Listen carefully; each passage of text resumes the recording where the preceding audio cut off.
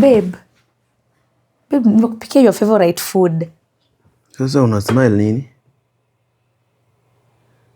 Umepika favorite food, no? Nilikuitisha. Babe, si nimeamua tu nikupikie kama mume wangu, chakula unapenda. Na ulikataa kutoa pesa nikaamua nitumie savings zangu. So unajaribu kunibembeleza sasa. Ukisema ni report. Si ati nakubembeleza. You reported me. Ulinireport ndio unipikie favorite food. Babe, si nimekupikia tu kama watu wa children wamepiga hapa. Wewe ndio umereport.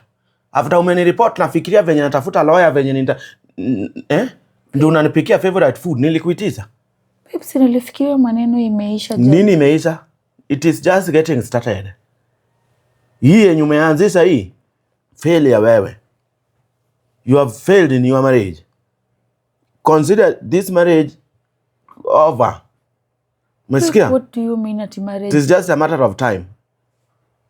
Wachanga kuniuliza what do I mean? Uelewangi Kizungu ama Kijaluo ama Kiswahili? Favorite food. Sina favorite food. Sina appetite ya kukula. Baby, imagine nimechukua time yangu na savings zangu zote nikakubaia nyama babe, jamani kula. Na ulichukua time yako pia kupigia watu wa children. Ulichukua time yako kwenda kunireport.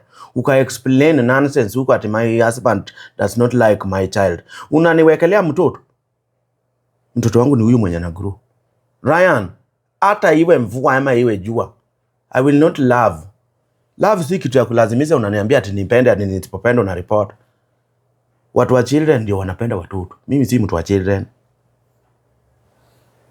Peleka hizo chakula zako za matakataka huko. I can't trust you anymore. Kama unaweza ni report, what else can you not do? Unaweza hata niwekea sumu kwa hiyo chakula. Mimi siwezi kukuwekea sumu. Kwenda, unajifanya hapa unalia na you reported me. Unatoka hapa na hizi mguu zako thin legs ati, Mimi siwezi kukuwekea sumu, wewe ni mume wangu babe. Na sasa zile unanireport mimi ni dada yako. Ama mimi ni nani?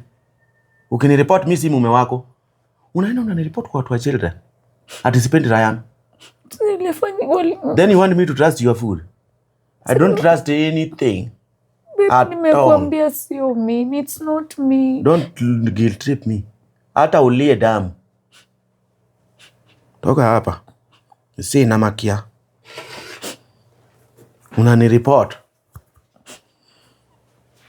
Utaenda uishi na watu wa children.